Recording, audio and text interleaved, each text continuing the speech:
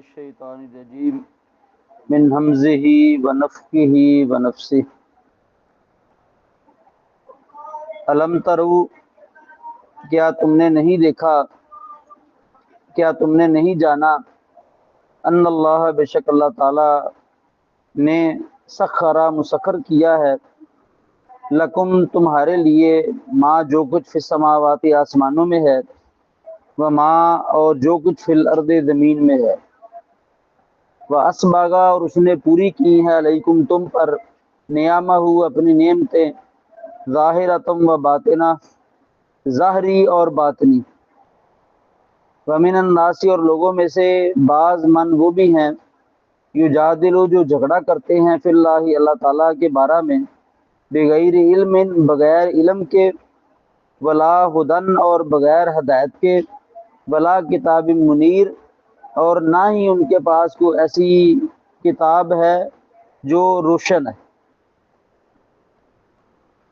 وَإِذَا قِيلَ لَهُمُ اتَّبِعُوا اور جب کہا جاتا ہے ان کے لیے کہ تم پیروی کرو، ما اس چیز کی، انزل اللہ جس کو اللہ نے نازل کیا، قالوا تو وہ کہتے ہیں، بلکہ نتبع ہم تو پیروی کریں گے، ما اس چیز کی، وجدنا پایا ہے ہم نے، علیہ جس چیز پر، آباءنا اپنے آباء و اجداد کو، اولو کان الشیطان کیا ہو اور اگرچہ شیطان، یدعوہم بلاتا انہیں، الی عذاب السعیر بڑکتی ہوئی آگ کے عذاب کی طرف، ومن یسلم اور جس نے متوجہ کر دیا، وجہہ اپنا چہرہ، الی اللہ اللہ تعالیٰ کی طرف، یا جس نے مطیع کر دیا اپنا چہرہ اللہ تعالیٰ کے سامنے، وہو محسن اور وہ نیکی کرنے والا بھی ہو، فقد استمسک پس تحقیق اس نے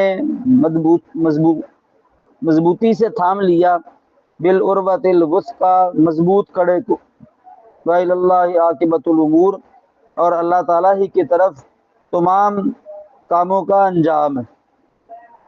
ومن کفر اور جس نے کفر کرے، ومن اور وہ بندہ کفر جس نے کفر کیا، فلا یحزن کا پس نہ غم میں مبتلا کرے آپ کو، کفر ہو اس کا کفر، الینا مرجعہم ہماری طرف ہی ان سب کا لوٹنا ہے، فننبئہم بس خبر دیں گے ہم انہیں، بما عملوا اس چیز کی جو انہوں نے عمل کیے، ان اللہ بے شک اللہ تعالیٰ علیم بذات الصدور جاننے والا ہے سینوں کے رازوں کو، نمتعہم قلیلا فائدہ دیں گے ہم انہیں تھوڑا سا، ثم نضطرہم پھر مجبور کریں گے ہم انہیں، الی عذاب غلیظ سخت عذاب کی طرف، فلئن اور بتا اگر سالتہم آپ سوال کریں ان سے، من خلق السماوات والارض کس نے پیدا کیا آسمانوں کو اور زمین کو، لیقولن اللہ البتہ ضرور یہ کہیں گے اللہ تعالیٰ ہی نے، قل الحمد للہ کہہ دیجئے تمام تعریفیں اللہ تعالیٰ ہی کے لیے ہیں، بل اکثرہم لا یعلمون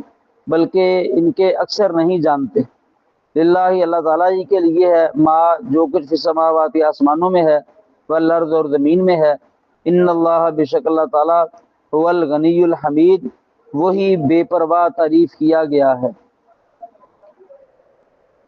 الم ترو، کیا تم نے نہیں جانا، کیا تم نے نہیں دیکھا، ان اللہ بے شک اللہ تعالیٰ نے سخرا مسخر کیا ہے، لکم تمہارے لیے، ما جو کچھ فی السماوات آسمانوں میں ہے، وما فی الارض اور جو کچھ زمین میں ہے، واسبغا اور اس نے پوری کی ہیں، علیکم تم پر، نعمہ اپنی نعمتیں، ظاہرتم و باطنہ ظاہری اور باطنی، ومن الناس اور لوگوں میں سے بعض من وہ بھی ہیں، یجادلو جو جھگڑا کرتے ہیں، فی اللہ اللہ تعالیٰ کے بارے میں، بغیر علم بغیر علم کے، ولا ہدا اور نہ ان کے پاس کوئی ہدایت ہے، ولا کتاب منیر اور نہ کوئی روشن کتاب ہے، فَإِذَا اور جب قیلا کہا جاتا ہے، لَهُمُ اتَّبِعُوا ان لوگوں کے لیے کہ تم پیروی کرو، ما اس چیز کی، انزل اللہ جس کو نازل کیا اللہ تعالیٰ نے، قالوا تو وہ کہتے ہیں، بلکہ نتبع ہم تو پیروی کریں گے، ما اس چیز کی،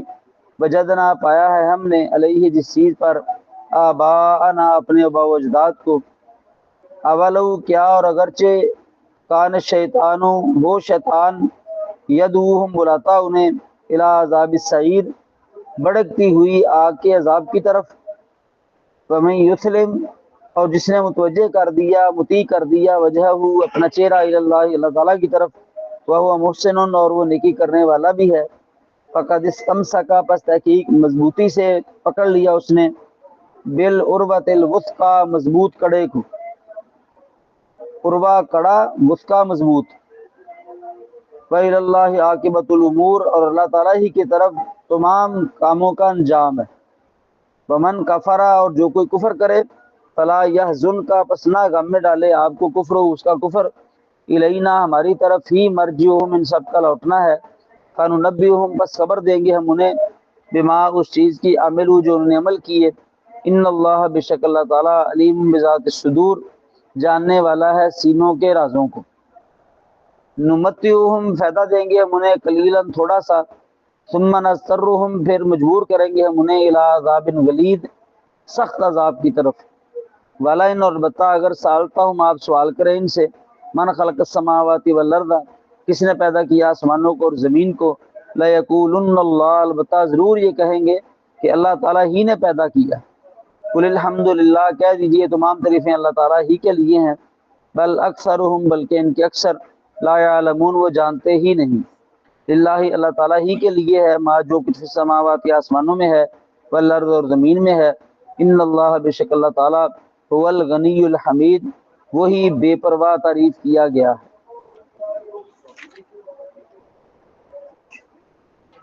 یا بنیا، اے میرے چھوٹے سے بیٹے، انہا، بے شک یہ نیکی، یا بدی، برائی، ان تاکو، اگر ہوگی، مثقال حبۃ من خردل، رائی کے دانے کے برابر بھی، فتکن، پس ہو وہ، فی صخرۃ، کسی چٹان میں، او فی السماواتی، یا آسمانوں میں، او فی الارض، یا زمین میں، یاتی بہ اللہ، لے آئے گا اس کو اللہ تعالیٰ، ان اللہ لطیف خبیر، بے شک اللہ تعالیٰ بریک بین، باخبر ہے۔ لقمان علیہ السلام نے اپنے بیٹے کو جو نصیحتیں کی، سب سے پہلے تو اللہ سبحانہ و تعالیٰ کی توحید کی کہ اللہ کی توحید کو اختیار کرنا، اللہ کی ذات کے ساتھ شرک نہیں کرنا۔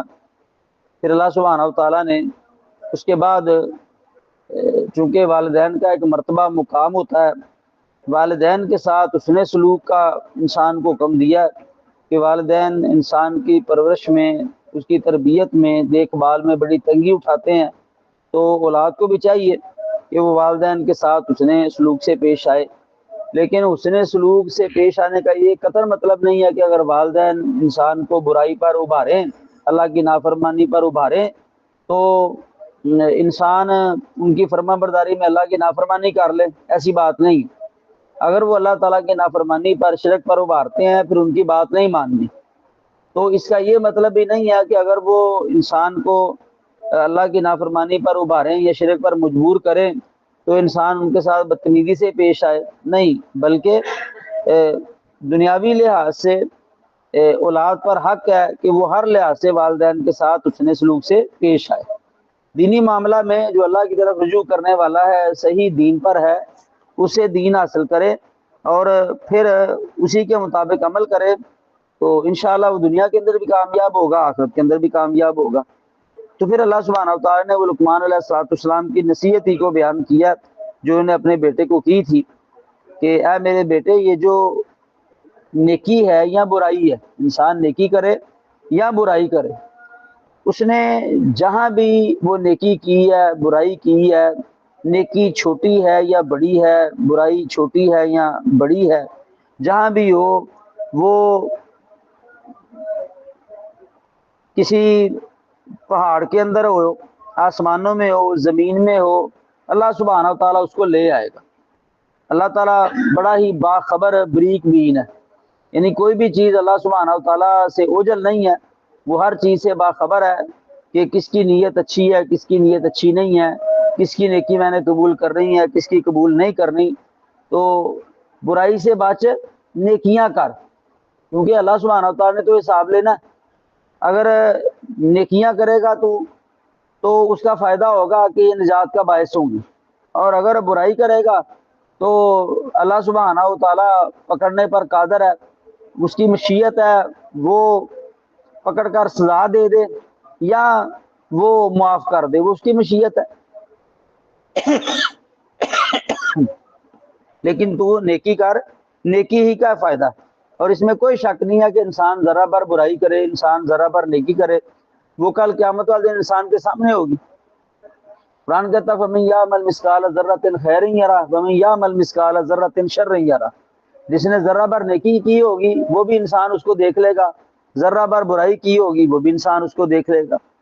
اللہ تعالیٰ قرآن مجید میں دوسرے مقام پر یہ بات ارشاد فرماتا ہے وَبَدَا لَهُم مِّنَ اللَّهِ مَا لَمْ يَكُونُوا يَحْتَسِبُونَ، ان کے سامنے اللہ کی جانب سے وہ باتیں ظاہر ہوں گی کہ یہ گمان ہی نہیں کرتے ہوں گے کہ یہ بات بھی میری لکھی گئی، یا یہ تو میں نے بڑا چھپ کے کام کیا تھا، یہ بھی میرے سامنے لا کے رکھ دیا گیا۔ یعنی اللہ سبحانہ وتعالیٰ سے تو کوئی چیز اوجھل نہیں ہے، تو لہٰذا نیکی ہے یا برائی ہے جہاں بھی ہو کل قیامت والے انسان کے سامنے ہوگی۔ اب تجھے چاہیے کہ اپنے نامہ اعمال میں نیکیاں ہی نیکیاں لکھوا، ایسے کام کر جو نیکیوں کا باعث بنے، کیونکہ یہ نیکیاں نجات کا باعث ہے، تو اپنے آپ کو برائیوں سے بچا۔ یا بنیا، میرے بیٹے، اقیم الصلاۃ، تو نماز کو قائم کر، وامر بالمعروف، اور حکم دے لوگوں کو اچھائی کا، نیکی کا، ونہا عن المنکر، اور روک تو دوسروں کو برائی سے، وصبر علی ما اصابک، اور صبر کر اس چیز پر جو تجھے پہنچے، ان ذالک، بے شک یہ، من عزم الامور، بڑے ہمت والے کاموں میں سے ہے، یا ان کاموں میں سے ہے جو فرض ہے، دونوں مطلب ہو سکتے ہیں۔ تو پھر انہوں نے اپنے بیٹے کو نصیحت کی ہے کہ اے میرے بیٹے نماز کو قائم کر، کیونکہ نماز یہ تو ہر مسلمان پر فرض ہے، اور اسلام کا حکم ہے کہ جب بچہ 7 سال کا ہو جائے اس کو نماز سکھلائی جائے، اور 10 سال کا ہو جائے تو اگر وہ نماز نہیں پڑھتا تو اسے مارا جائے۔ اور اللہ سبحانہ وتعالیٰ نے یہ حکم والدین کو دیا، نبی علیہ السلام کی زبانی، نبی علیہ السلام کا فرمان ہے کہ مرو اولادکم بالصلاۃ وہم ابناء 7 سنین، جب تمہارے بچے 7 سال کے ہو جائے نا تو انہیں نماز کا حکم دو، نماز سکھلاؤ۔ وَاضْرِبُوهُمْ عَلَيْهَا وَهُمْ أَبْنَاءُ 10 سنین، 10 سال کے ہو جائیں نہیں پڑھتے تو انہیں مارو۔ یہ ذمہ داری کن کی ہے؟ والدین کی۔ اللہ سبحانہ وتعالیٰ نے نبی علیہ السلام کی زبانی والدین کو حکم دیا، لیکن آج اس معاملہ میں بڑی سستی ہے۔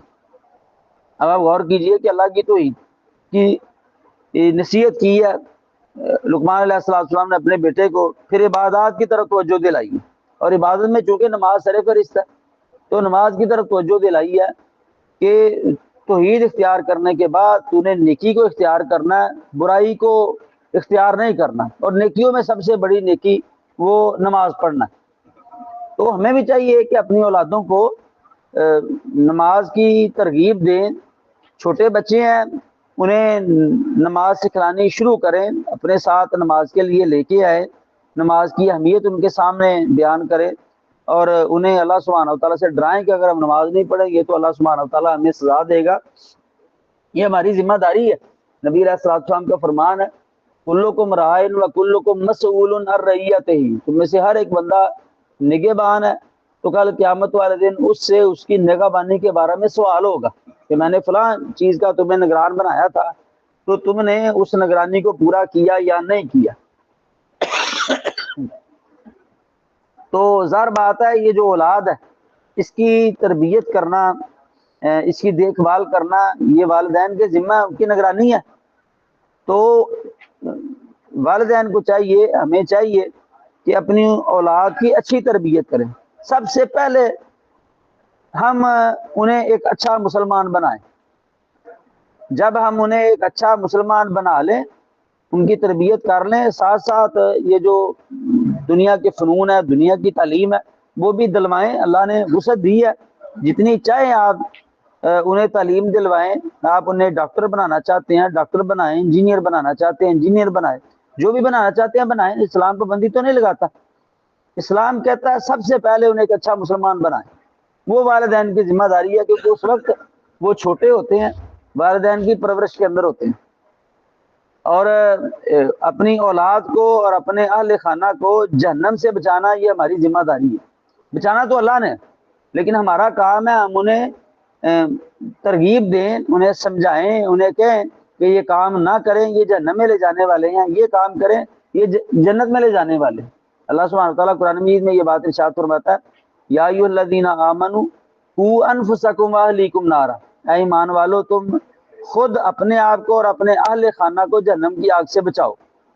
اب بچانا تو اللہ نے ہے نا، تو مطلب کیا ہے کہ انہیں ترغیب دو کہ یہ اعمال کریں، یہ جنت میں لے جانے والے ہیں، یہ جہنم میں لے جانے والے اعمال ہیں، اللہ اور اس کے رسول صلی اللہ علیہ وسلم کی نافرمانی ہے، یہ وہ نہ کریں۔ تو اولاد کو نماز کی ترغیب دینا، نماز کے لیے اٹھانا، یہ ہماری والدین کی ذمہ داری ہے۔ لیکن آج ہم دیکھتے ہیں کہ ہم خود تو نماز پڑھ لیتے ہیں، لیکن اپنی اولادوں کی طرف ہماری توجہ نہیں ہے، اولادیں کیا کر رہی ہیں ہم پوچھتے ہی نہیں۔ پھر یہ بڑا بہانہ ہے جی بڑی ہو گئی ہیں اولادیں، اب ہمارے کنٹرول میں نہیں ہیں۔ چلیں اولادیں اب بڑی ہو گئی ہیں، کنٹرول میں نہیں ہیں، ہم کہہ تو سکتے ہی ہیں نا انہیں، جس حد تک ہمارے اندر اختیار ہے ہم ان پر سختی تو کر سکتے ہیں نا۔ اولادیں کنٹرول سے باہر اس لیے نکلی ہیں کہ ہم نے بچپن میں ان کی تربیت ہی نہیں کی، اور جنہوں نے ان کی نماز کی طرف تربیت کی ہے، ان کی توجہ دلائی ہے نماز کی طرف، اللہ کے فضل سے ان کی اولادیں نمازی بھی ہیں۔ تو ایک تو ہمارا کام ہے کہ ہم نے انہیں نماز کی طرف تعلیم دینی ہے، ترغیب دلانی ہے، جس حد تک ہم سختی کر سکتے ہیں ہم سختی بھی کریں۔ نماز کا معاملہ کس قدر اہم ہے اس کا اندازہ آپ اللہ تعالیٰ کے اس فرمان سے لے سکتے ہیں کہ نبی علیہ السلام کے بارے میں سوچا جا سکتا ہے کہ وہ نماز چھوڑتے ہوں، بلکہ غزوہ خندق کے موقع پر جہاد کی وجہ سے رسول اللہ صلی اللہ علیہ وسلم کی نمازیں رہ گئی، تو رسول اللہ صلی اللہ علیہ وسلم نے مشرکین کے لیے بد دعا کی ہے، مالا اللہ بیوتہم و قبورہم نارا شاغلونا عن الصلاۃ الوسطی صلاۃ العصر، اللہ تعالیٰ ان کے گھروں کو، ان کی قبروں کو آگ سے بھرے، انہوں نے ہمیں درمیانی نماز عصر کی نماز سے غافل کر دی۔ حالانکہ جہاد کی وجہ سے وہ نماز لیٹ ہو گئی، اتنی آپ پابندی کرنے والے تھے۔ تو آپ صلی اللہ علیہ وسلم کی ازواج مطہرات ہیں رضی اللہ تعالیٰ عنہن امہات المومنین ہیں، ان کے بارے میں تصور کیا جا سکتا ہے کہ وہ نماز چھوڑتی ہوں گی؟ تو اللہ تعالیٰ قرآن مجید میں فرما رہے ہیں وَأْمُرْ أَهْلَكَ بِالصَّلَاةِ وَاصْطَبِرْ عَلَيْهَا، میرے پیارے محبوب صلی اللہ علیہ وسلم اپنے اہل خانہ کو بھی نماز کا حکم دیجئے اور خود بھی نماز پر ڈٹے رہیے، جمے رہیے، قائم رہیے۔ یعنی کس قدر تاکیدی حکم دیا۔ تو اولاد کی تربیت کے ساتھ ساتھ جو سب سے اہم بات ہے نا وہ دعا ہے، کہ ہمیں اللہ تعالیٰ سے دعا بھی کرتے رہنا چاہیے کہ اللہ ہمیں اور ہماری اولادوں کو نمازی بنا۔ یعنی اللہ سبحانہ تعالیٰ کے سامنے آرزو کرنا یہ بھی تربیت کا ایک حصہ ہی ہے۔ یعنی دل تو اللہ سبحانہ تعالیٰ نے پھیرنے ہیں نا، دلوں کو پھیرنے والی ذات تو اللہ تعالیٰ کی ہے، تو ہمیں اللہ تعالیٰ سے دعا بھی کرنی چاہیے کہ اللہ ہمیں اور ہماری اولادوں کو نمازی بنا، اور اپنی کوشش بھی جاری رکھنی چاہیے، صرف اپنی کوشش پہ بھروسہ نہیں ہونا چاہیے، اللہ سے دعا کریں اور کوشش کریں تو انشاءاللہ اولادیں نمازی بنیں گی۔ ابراہیم علیہ السلام نے کیا کہا ہے، رب اجعلنی مقیم الصلاۃ ومن ذریتی ربنا وتقبل دعا، اے اللہ مجھے اور میری اولاد کو نماز پڑھنے والا بنا، یہ جو میں دعا کر رہا ہوں نا یہ اس دعا کو قبول بھی فرما۔ یعنی دعا بھی کی ہے اور ساتھ انہوں نے کوشش بھی کی ہے کہ اپنی اولاد کو اللہ کے حکم سے اور اپنی بیوی کو بیت اللہ کے پاس چھوڑ کے گئے ہیں۔ ظاہر بات ہے جب مسجد کے پاس گھر ہوگا تو وہ نماز پڑھنے کے مواقع بھی فراہم زیادہ ہوں گے، اگر مسجد قریب ہے تو نماز پڑھنے کا موقع تو فراہم ہو گیا، تو اللہ کے حکم سے چھوڑ کے بھی بیت اللہ کے پاس ہی گئے، اور ساتھ یہ کہا کہ اللہ میں اس لیے چھوڑ کے جا رہا ہوں تاکہ نماز پڑھے۔ جی ہمیں اللہ تعالیٰ سے دعا بھی کرنی چاہیے، اولاد کی تربیت بھی کرنی چاہیے، اور رات کو نماز کے مواقع بھی فراہم کرنے چاہیے، انہیں موقع دینا چاہیے، وہ گھر کا کام کاج کر رہے ہیں انہیں کہ بعد میں کر لیں، پہلے نماز پڑھ۔ تو اللہ تعالیٰ نے قرآن مجید میں اس بات کو بھی بیان کیا، انہوں نے کہا ربنا انی اسکنت من ذریتی بواد غیر ذی زرع عند بیتک المحرم ربنا لیقیموا الصلاۃ، اے اللہ میں اپنے اس اہل خانہ کو ایسی وادی میں چھوڑ کے جا رہا ہوں جو بالکل بے آباد ہے، یہاں کوئی آبادی نہیں، کھیتی نام کی چیز کوئی نہیں، بیت اللہ کے پاس چھوڑ کے جا رہا ہوں۔ کیوں چھوڑ کے جا رہا ہوں؟ تاکہ یہ لوگ نماز قائم کریں۔ تو مطلب ہے ہمیں اللہ تعالیٰ سے دعا بھی کرنی چاہیے، اولاد کی تربیت بھی کرنی چاہیے، نماز کا انہیں حکم دینا چاہیے، اپنے اہل خانہ کو نماز کا حکم دینا چاہیے، اور ساتھ انہیں مواقع بھی فراہم کرنے چاہیے، تو انشاءاللہ وہ نمازی بنیں گے اللہ کی توفیق سے۔ تو انہوں نے بھی یہی نصیحت کی کہ اے میرے بیٹے نماز کو قائم کر، وامر بالمعروف ونہی عن المنکر، لوگوں کو نیکی کا حکم دے اور برائی سے روک۔ ایک تو خود نیکی کرنی ہے، دوسروں کو نیکی کا حکم دینا، خود برائی سے بچنا ہے اور دوسروں کو برائی سے بچانا ہے، یہ ہماری ذمہ داری ہے۔ جس حد تک ہمارے اندر طاقت ہے، ہمیں چاہیے کہ نیکی کریں، دوسروں کو نیکی کا حکم دیں، خود برائی سے بچیں اور دوسروں کو برائی سے روکیں، تبلیغ کریں، جس حد تک ہمارے اندر اختیار ہے اور ہمیں مسائل کا علم ہے۔ کیونکہ نبی علیہ الصلوۃ والسلام کا تو فرمان ہے بلغوا انی ولو آیہ، اگر تمہارے پاس کتاب و سنت کی ایک دلیل بھی پہنچ گئی ہے نا، وہ لوگوں تک پہنچاؤ آگے۔ اور یہ جو امر بالمعروف اور نہی عن المنکر کا فریضہ ہے نا، یہ بڑا اہم فریضہ، آج ہم نے اس کو ترک کر دیا، برائی پھیل گئی۔ دیکھیں جب برائی چند ہاتھوں میں ہوتی ہے نا، اس کو موقع پر روک لیا جائے نا، پھیلتی نہیں، تو جب پھیل جائے پھر روکنا مشکل ہو جاتا ہے۔ جب برائی ہمارے سامنے آئی، لوگوں نے اس کو اختیار کیا، ہم نے روکا ہی نہیں، ہم نے کہا ہمیں کیا، ہم تو نہیں کر رہے، ہم تو نیکی کر رہے ہیں نا۔ برے لوگوں کو برائی کرنے دی، جب وہ معاشرے کے اندر پھیل گئی، ہم نے روکا نہیں، خاندانوں میں برائی کو نہیں روکا، وہ اتنی پھیل گئی، اولادوں میں برائی کو نہیں روکا، اتنی پھیل گئی کہ اب وہ رکنے سے روکی نہیں رہی۔ تو اسلام نے کہا کہ جب تم میں سے کوئی بندہ یہ بات دیکھے کسی برائی کو، تو اس کو ہاتھ سے روکے، اگر ہاتھ سے روکنے کی طاقت نہیں ہے تو زبان سے روکے، اگر زبان سے روکنے کی طاقت نہیں ہے تو کم از کم اس برائی کے بارے میں دل میں برا ضرور جانے۔ یہ امر بالمعروف اور نہی عن المنکر کا جو فریضہ ہے، یہ کس قدر اہم ہے، اس کا اندازہ اس بات سے لگا لیجئے کہ اللہ سبحانہ وتعالیٰ نے امت محمدیہ کو سب سے بہترین امت بنایا۔ سب سے بہترین امت کیوں بنایا، وجہ قرآن میں بیان کر دی۔ ایک تو ہم نبی علیہ السلام کی امت ہے نا، ایک تو یہ سب سے بڑی وجہ ہے کہ آپ سب سے چونکہ افضل ہے، اعلیٰ ہے، تو آپ کی امت بھی سب سے افضل اور اعلیٰ۔ اور دوسری وجہ قرآن نے بیان کی ہے کنتم خیر امت اخرجت للناس تامرون بالمعروف وتنہون عن المنکر، تم سب سے بہترین امت ہو۔ سب سے بہترین امت کیوں ہو؟ تمہیں لوگوں کے لیے پیدا کیا گیا، تم لوگوں کو نیکی کا حکم دیتے ہو، برائی سے روکتے ہو۔ بلکہ قرآن نے کہا کہ ایک جماعت ضرور ہونی چاہیے جو لوگوں کو نیکی کی دعوت دے اور برائی سے روکے۔ وَلْتَكُن مِّنكُمْ أُمَّةٌ يَدْعُونَ إِلَى الْخَيْرِ وَيَأْمُرُونَ بِالْمَعْرُوفِ وَيَنْهَوْنَ عَنِ الْمُنكَرِ وَأُولَٰئِكَ هُمُ الْمُفْلِحُونَ، یعنی ایک جماعت ضرور ہونی چاہیے جو لوگوں کو نیکی کا حکم دے، برائی سے روکے۔ جو جماعت نیکی کا حکم دینے والی ہے، برائی سے روکنے والی ہے، یہی لوگ کامیاب ہونے والے۔ اور اگر ہم برائی کو روکے بھی نہ، برائی کو برا بھی نہ جانے، تو پھر سمجھ لیجئے کہ برائی کرنے والے لوگوں کے ساتھ اب بھی شامل ہے۔ جس طرح اللہ سبحانہ وتعالیٰ ان کی پکڑ کرے گا، وہ ہماری بھی پکڑ ہوگی، اور آپ صلی اللہ علیہ وسلم نے اس بات کی مثال سے سمجھایا۔ آپ نے فرمایا کہ کچھ لوگ ایک کشتی پر سوار ہوئے، جس حدیث کا مفہوم یہ ہے، کچھ لوگوں کو اوپر والا حصہ ملا، وہ بحری جہاز ہے، فرض کر لیجئے بڑی کشتی ہے، اور کچھ کو وہ نیچے والا حصہ ملا جو طے کھانے والی ہوتی ہے۔ اب جو نیچے والے لوگ ہیں نا، ان کو پانی لانے کے لیے اوپر جانا پڑتا ہے، یہ پانی لانے میں تنگی محسوس کرتے ہیں۔ جو اوپر والے ہیں ان کی وجہ سے تنگی محسوس کرتے ہیں۔ تو نیچے والے لوگوں نے سوچا کیوں نہ ہم وہ کشتی کے نیچے ہی سوراخ کر لیں، تاکہ ہمیں پانی اوپر لینے کے لیے اوپر جانا ہی نہ پڑے۔ تو نبی علیہ الصلوۃ والسلام نے فرمایا کہ جب وہ سوراخ کرنے کی کوشش کریں، اگر اوپر والے ان کو روک لیں تو انہوں نے خود بھی اپنے آپ کو بچا لیا اور ان لوگوں کو بھی بچا لیا۔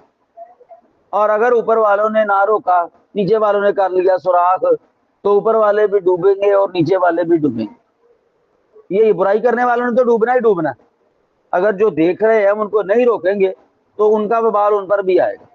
اس لیے ہمیں چاہیے کہ خود برائی سے بچیں، نیکی کریں، دوسروں کو جس حد تک ہم اچھے طریقے کے ساتھ، پیار اور محبت کے ساتھ سمجھا سکتے ہیں سمجھائیں، نیکی کا حکم دیں اور برائی سے روکیں۔ تو لقمان علیہ السلام نے اپنے بیٹے کو کہا ہے کہ تو نے جو تجھے نیکی کا حکم دینے میں، برائی سے روکنے میں مصیبت پہنچے، لوگوں کی باتیں سننی پڑے، لوگ تکالیف دیں، تم نے ان کو برداشت کرنا۔ ظاہر بات ہے اگر ایک بندے کو نیکی کا حکم دیا جائے یا برائی سے روکا جائے. بسا اوقات وہ نیکی کرنا نہیں چاہتا یا برائی سے رکنا نہیں چاہتا, وہ باتیں کرتا ہے, تکالیف بھی دی جاتی ہیں. تو اگر ایسے معاملہ میں تکلیف آئے تو تم نے صبر کرنا ہے. یہ آپ نیکیوں کا مجموعہ اکٹھا کریں گے صبر کر کے. ویسے تو ہمیں ہر معاملے میں صبر کرنا چاہیے. تو پھر انہوں نے کہا کہ یہ بڑے ہمت والے کاموں میں سے ہے لوگوں کو نیکی کا حکم دینا اور برائی سے روکنا. نیکی کا حکم دینا پھر بھی آسان ہے, برائی سے روکنا بہت مشکل کام ہے. یعنی آپ کسی کو کہتے رہے نماز پڑھ, وہ آپ کو کبھی نہیں کہے گا کہ جی تم کون ہوتا مجھے کہنے والا. کچھ ایسے لوگ بھی ہیں جو کہہ دیتے ہیں, آپ نیکی کا حکم دیتے رہیں, لوگ سنتے رہیں گے آپ کی بات. جو وہ برائی کر رہے ہیں نا, آپ جب برائی پر متنبع انہیں کریں گے نا کہ تو سود کھا رہا ہے یا حرام ہے نہ کھا, یا جوا کھیل رہا ہے نہ کھیل, یہ فلاں برائی کا کام کر رہا نہ کر, لڑائی تب ہوتی ہے. ویسے تو دونوں کام میں مشکل ہیں, لیکن برائی سے روکنا یہ اور زیادہ مشکل ہے. تو انہوں نے کہا یہ بڑے ہمت والے کاموں میں سے ہے, ایک بات. یا دوسری بات ہے کہ یہ نیکی کا حکم دینا, برائی سے روکنا, نماز پڑھنا, یہ ان کاموں میں سے ہیں جو اللہ نے فرض کر دی, تو تم نے ان کی ادائیگی کرنی ہے. بلا تسیر خدک للناس, اور نہ تو پھلا اپنے رخسار کو لوگوں کے لیے. بلا تمشی فی الارض مرحا, اور نہ تو چل زمین میں اکڑ کر. اب انہیں اخلاقیات کا درس دیا کہ لوگوں سے تم نے منہ نہیں موڑنا. اگر اللہ تعالیٰ تجھے پیسہ دے دے, عہدہ دے دے, یا اللہ نے مرتبہ مقام دے دیا, تو لوگوں کو حقیر نہیں سمجھنا, ان سے تعلق کو ختم نہیں کرنا. ایک بات یہ منہ پھلانے کا یہ مطلب ہے, رخسار پھلانے کا. اور زمین پر اکڑ کے نہیں چلنا, تکبر نہیں کرنا. نہ تمہاری چال میں تکبر ہونا چاہیے, نہ تمہاری گفتار میں تکبر ہونا چاہیے. یعنی چال بھی تکبر والی نہیں, اللہ کو یہ پسند نہیں ہے, کیونکہ کبریائی بڑائی صرف اللہ سبحانہ تعالیٰ کی ہے. یہ تکبر اللہ کی ذات کو لائق ہے, کیونکہ وہ خالق مالک ہے. انسان تو کمزور ہے, اس کے لیے لائق ہی نہیں ہے وہ تکبر کرے. نہ چال سے تکبر ظاہر ہونا چاہیے, اور نہ گفتگو سے تکبر ظاہر ہونا چاہیے. اللہ سبحانہ تعالیٰ نے اگر سے دی ہے, حسن و جمال دیا, مال دیا, عہدہ دیا, تو انسان کا کیا کمال ہے. علم دیا, انسان کا کیا کمال ہے. انہی چیزوں پر اگر گھر بار دے دیا ہے, مال و دولت دے دیا ہے, تو اس میں انسان کا کیا کمال ہے. انہی چیزوں پر انسان فخر کرتا ہے نا. تو یہ تو اللہ کی عطا کردہ نعمتیں, اس پر تو انسان کو اللہ کے سامنے مزید عاجزی کرنی چاہیے, اللہ کا شکر کرنا چاہیے. اور جو عاجزی اختیار کرنے والے ہیں, قرآن کہتا ہے وبشر المخبتین, میرے پیارے محبوب صلی اللہ علیہ وسلم جو عاجزی کرنے والے ہیں نا, انہیں جنت کی بشارت دے دیجیے. اور جو تکبر کرنے والے ہیں ان کا ٹھکانہ جہنم ہے. ان اللہ, بے شک اللہ تعالیٰ, لا یحب, نہیں پسند کرتا, کل مختال فخور, ہر تکبر کرنے والے, فخر کرنے والے. یعنی ہم چار لوگوں میں تو معزز بن جائیں گے فخر کر کے, تکبر کر کے, وہ ہماری واہ واہ تو کر دیں گے, لیکن اللہ ان لوگوں سے محبت نہیں کرتا. اللہ ایسے لوگوں کو پسند نہیں کرتا جو تکبر کرنے والے اور فخر کرنے والے ہیں. تو جب اللہ کو ہم پسند نہ آئے تو اس کا مطلب یہ ہوا کہ ہماری دنیا بھی تباہی والی اور آخرت بھی تباہی والی. فائدہ تو تب ہوگا جب اللہ ہم سے محبت کرے. وہ کب کرے گا؟ جب ہم عاجزی اختیار کریں گے, دین اسلام پہ عمل کریں گے. تو لہٰذا لقمان علیہ السلام نے کہا کہ بیٹے اپنے رخسار لوگوں کے لیے نہیں پھلانے, لوگوں کی ضرورتوں کو پورا کرنا ہے, لوگوں سے منہ نہیں موڑنا, اور زمین پر اکڑ اکڑ کے نہیں چلنا. اللہ تعالیٰ تکبر کرنے والے, فخر کرنے والے سے محبت نہیں کرتا. وقشد فی مشیے کا, اور میانہ روی رکھ اپنی چال میں. یعنی نہ چال بہت آہستہ ہو, نہ بہت تکبر والی ہو, میانہ روی ہونی چاہیے. ہر چیز میں میانہ روی, چال میں بھی میانہ روی. وغضض من صوتک, اور پست رکھ اپنی آواز کو. ایسی پست بھی نہیں ہونی چاہیے کہ دوسرے کو سنائی نہ دے, اور اتنا بھی شور والی آواز نہیں ہونی چاہیے کہ دوسرے تانگ آ جائے. گفتگو کرنی ہے درمیانی آواز کے ساتھ, نہ بہت اونچی نہ بہت آہستہ. ان انکر الاصوات لصوت الحمیر, بے شک آوازوں میں سب سے بری آواز البتہ گدھوں کی آواز ہے. یعنی بالکل دھیمی آواز, دوسروں کو سنائی نہ دے, دوسروں کو تنگی ہو, یہ بھی ٹھیک نہیں ہے. اور گلا پھاڑ پھاڑ کر, چلا چلا کر بولنا, اس سے انسان سچا نہیں ہو جاتا. اگر اسے سچا ہو جاتا چلا کر بولنے سے, گلا پھاڑنے سے, تو دنیا میں سب سے بڑا فاتح پھر گدھا ہی ہوتا, کیونکہ اس کی آواز جو ہے نا سب سے زیادہ آواز ہوتی ہے. تو اللہ فرماتے ہیں کہ گدھوں میں سب سے جو بری آواز ہے نا, یعنی آوازوں میں جو سب سے بری آواز ہے وہ گدھوں کی آواز ہے. تو گدھوں کی طرح اونچی اونچی گلا پھاڑ پھاڑ کے آوازیں نکالنا, یہ بھی پسندیدہ عمل نہیں ہے. تو لہٰذا تم نے چال میں بھی میانہ روی اختیار کرنی ہے, اور اپنی آواز کو بھی پست رکھنا ہے. گدھوں کی طرح اونچی اونچی آوازیں نہیں نکالنی. اور خصوصاً جب گدھے ایک جگہ جمع ہو جائیں اور سارے بولنے شروع ہو جائیں, تو کیا ہم اکتا نہیں جاتے؟ برا محسوس کرتے ہیں کہ یہ کیسی آوازیں آنی شروع ہو گئی. تو ایسے گلے پھاڑ پھاڑ کر چیخ چلا کر بولنا یہ دوسروں کے لیے تنگی کا باعث بنتا ہے. تو تم نے یہ کام نہیں کرنا. پھر یہاں لقمان علیہ السلام کی وصیتیں جو ہے نا وہ ختم ہو گئی. پھر اللہ سبحانہ وتعالی نے آگے اپنی توحید کا تذکرہ کیا. علم ترو، کیا تم نے نہیں دیکھا. یہاں دیکھنا بمانا جاننے کے معنی میں ہے. علم ترو، کیا تم نے نہیں جانا، ان اللہ، بے شک اللہ تعالیٰ تو وہ ذات ہے، سخرا، جس نے مسخر کیا، لکم، تمہارے لیے، ما، جو کچھ فی السماوات، آسمانوں میں ہے، وما فی الارض، اور جو کچھ زمین میں ہے. زمین و آسمان کی ہر چیزیں اللہ سبحانہ وتعالی نے تمہارے لیے مسخر کر دی. کچھ تو انسان کے ویسے ہی تابع ہیں، جانور وغیرہ، ان پر انسان کو قدرت ہے. اور کچھ چیزیں اللہ سبحانہ وتعالی نے انسان کے لیے مسخر کی ہیں. اس کا مطلب یہ ہے کہ وہ انسان کے فائدے کے لیے، انسان کا ان پر اختیار نہیں ہے. جس طرح چاند ہے، سورج ہے، ہوا ہے، یہ دیگر چیزیں انسان کے اختیار میں نہیں ہیں، لیکن انسان کے فائدے کے لیے. اور اللہ سبحانہ وتعالی نے ان کی ذمہ داری لگائی ہے، ان کی ڈیوٹی لگائی ہے کہ یہ انسان کو فائدہ دے، اور وہ انسان کو فائدہ دے رہی. وَأَسْبَغَ عَلَيْكُمْ نِعَمَهُ ظَاهِرَةً وَبَاطِنَةً، اور پوری کر دیں اس اللہ تعالیٰ نے تم پر اپنی نعمتیں، ظاہر بھی اور باطن بھی. نعمتیں دو طرح کی، کچھ نعمتیں ظاہر ہوتی ہیں جو ہمیں نظر آتی ہیں، کچھ نعمتیں باطن ہوتی ہیں جو ہمیں نظر نہیں آتی لیکن ہوتی وہ ضرور ہے. بس انسان کا وجود ہی ہے. ہم خوراک کھاتے ہیں، اندر پوری ایک مشینری لگی ہوئی ہے. وہ خوراک کا جو ہمارے جسم کو خوراک لگنی ہوتی ہے، وہ پورا وجود وہ طاقت اور قوت بنا کر ہمارا جزو بدن بنا دیتا ہے، خون بنا دیتا ہے ہمارے وجود کا اندر. اور جو فاضل ماتے ہوتے ہیں ان کو باہر نکال دیتا ہے. اگر وہ باہر نہ نکالے تو یہ پیشاب ہی بند ہو جائے کسی کا، یا گردے کام نہ کرے، تو کس قدر انسان کو تکلیف ہوتی ہے. تو یہ اللہ تعالیٰ کی باطنی نعمت ہے. اور اسی طرح دیکھیں، یہ آنکھ ہے یا کان ہے، یہ ظاہری نعمتیں ہیں نا. اگر کان سننا بند کر دے، آنکھ سے نظر آنا بند ہو جائے، تو یہ باطنی نعمتیں اللہ تعالیٰ کی. تو اللہ نے پوری کی ہیں تم پر اپنی نعمتیں، جو ظاہر بھی ہیں باطن بھی ہیں. کچھ نعمتیں ہمیں نظر آتی ہیں، کچھ ہمیں نظر نہیں آتی ہیں، وہ نعمتیں. وَمِنَ النَّاسِ، اور لوگوں میں سے بعض من وہ بھی ہیں، یجادل فی اللہ، جھگڑا کرتے ہیں اللہ تعالیٰ کے بارے میں، بغیر علم، بغیر علم کے، ولا ہدن، اور بغیر ہدایت کے، ولا کتاب منیر، اور نہ ان کے پاس جھگڑنے کے لیے کوئی روشن کتاب ہے. یعنی اللہ وہ ذات ہے جس نے پیدا کیا، زمین و آسمان کی چیزیں انسان کے فائدے کے لیے پیدا کی، پھر بھی انسان اللہ سبحانہ وتعالیٰ کے خلاف ہے. بسا اوقات تو اللہ کا انکار کر دیتا ہے، اور بسا اوقات اللہ سبحانہ وتعالیٰ کے بارے میں جھگڑنا شروع کر دیتا ہے. اللہ کے سے چاہیے کہ اللہ کی توحید کو اختیار کرے، اللہ سبحانہ وتعالیٰ کے وجود کو مانے، اور اللہ کے ساتھ کسی کو شریک نہ ٹھہرائے، اللہ کا مطیع بن کے زندگی بسر کرے. وَإِذَا قِيلَ، اور جب کہا جاتا ہے، لَهُمُ اتَّبِعُوا، ان لوگوں کے لیے کہ تم پیروی کرو، ما، اس چیز کی، انزل اللہ، جس کو اللہ نے نازل کیا. قالوا، کہتے ہیں، بل نتبع، بلکہ ہم تو پیروی کریں گے، ما، اس چیز کی، وجدنا، پایا ہم نے، علیہ، جس پر، آبانا، اپنے باو اجداد کو. یہ مشرکین مکہ کی حالت کی تھی. جب انہیں کہا جاتا نا کہ کتاب و سنت کی پیروی کرو، جو اللہ نے نازل کیا اس کی پیروی کرو، کہتے نہیں بھی ہم تو اپنے باو اجداد کی پیروی کریں گے. جس طرح آج کل ہمارے ہاں ہے کہ جب کتاب و سنت کی دعوت دی جاتی ہے، کہتے نہیں جی ہمارے جو باپ دادا کرتے رہے ہم وہی کریں گے. اللہ سبحانہ وتعالیٰ نے آگے انہیں جواب دیا ان کی بات کا. اللہ فرماتے اولو، کیا، اور اگرچہ، کان شیطان، ہو شیطان، یدعوہم، بلاتا انہیں، ان کے باو اجداد کو، الی عذاب السعیر، بڑکتی ہوئی آگ کے عذاب کی طرف ہی. یعنی کیا اگر ان کے جو والدین ہیں، بڑے ہیں، وہ جہنم کے راستے پر چل رہے ہو، تو یہ بھی پھر بھی ان کی پیروی کریں گے؟ یہ کیسی عجیب سوچ ہے کہ جو ہمارے بڑے کرتے رہے ہم وہی کریں گے.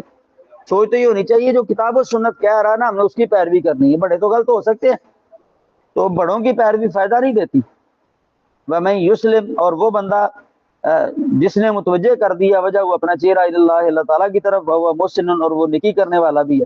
یعنی جو آباء و اجداد کی پیروی کرتا ہے اور آباء و اجداد غلط ہے، تو وہ اپنا ٹھکانہ جہنم میں بنا رہا. اور اس کے مقابلے میں وہ بندہ جس نے اپنا سارا کچھ اللہ کے سامنے مطیع کر دیا، اللہ نے جو حکم دیا اس نے اس پر عمل کیا، اور وہ نیکی کرنے والا بھی ہے، اس کے اندر اخلاص بھی موجود ہے. فقد استمسک بالعروۃ الوثقی، تحقیق تھاما اس نے ایسے کڑے کو جو بڑا مضبوط ہے. اس نے بڑا مضبوط کڑا پکڑ لیا، اب وہ گرے گا نہیں. مطلب کیا ہے کہ وہ جنت کے اندر جائے گا. وَإِلَى اللَّهِ عَاقِبَةُ الْأُمُورِ، اور اللہ تعالیٰ کی طرف تمام کاموں کا لوٹنا ہے، انجام ہے. یعنی جتنے یہ امور ہیں ان کا انجام اللہ کے پاس ہے. کوئی اچھائی کرے گا تو اچھا بدلہ ہے، برائی کرے گا تو اس کا بدلہ اچھا نہیں. تو اللہ فرماتے ہیں ومن کفر، اور جو کوئی کفر کرے، فلا یحزن کا کفر ہو، پس نہ غم میں مبتلا کرے یا نبی صلی اللہ علیہ وسلم آپ کو اس کا کفر۔ نبی علیہ الصلوۃ والسلام بڑے پریشان ہوتے تھے کہ یہ ایمان کیوں نہیں لا رہے، تو اللہ فرماتے ہیں کہ ان کا کفر آپ کو غم میں مبتلا نہ کرے، الینا مرجعہم، ہماری طرف ان سب کا لوٹنا ہے، فننبئہم، بس خبر دیں گے ہم انہیں بما، اس چیز کی عملو جو انہوں نے عمل کیا، تو ہم ان سے حساب لیں گے، آپ کا کام تبلیغ ہے آپ کیجیے۔ ان اللہ علیم بذات الصدور، بے شک اللہ تعالیٰ جاننے والا ہے سینوں کے رازوں کو۔ اگر ہمیں پتہ چلے کہ ہمارا کو بھائی وہ جہنم کے راستے پر چل رہا ہے، اللہ کی نافرمانی کر رہا ہے، تو ہمیں اس کے بارے میں فکر مند ضرور ہونا چاہیے، جس طرح نبی علیہ الصلوۃ والسلام کے لیے فکر مند رہے، جس حد تک ممکن ہے انہیں سمجھانا بھی چاہیے، ہو سکتا ہے اللہ انہیں ہدایت دے دے، اللہ تعالیٰ سے دعا بھی کرے۔ تو اللہ فرماتے ہیں نمتعہم قلیلا، فائدہ دیں گے ہم انہیں تھوڑا سا دنیا کے اندر، فوراً انہیں عذاب کے اندر مبتلا نہیں کریں گے جو ہماری نافرمانی کر رہا، ہم دنیا کا فائدہ انہیں دیں گے، اللہ نے ہر ایک کا ایک وقت مقرر کر کے رکھا۔ ثم نضطرہم، پھر مجبور کریں گے ہم انہیں الی عذاب غلیظ، سخت عذاب کی طرف، آنا تو ہمارے پاس ہی ہے نا، پھر ان کے پاس تو کسی قسم کا اختیار نہیں ہوگا، پھر ہم انہیں جہنم کے اندر پھینکیں گے۔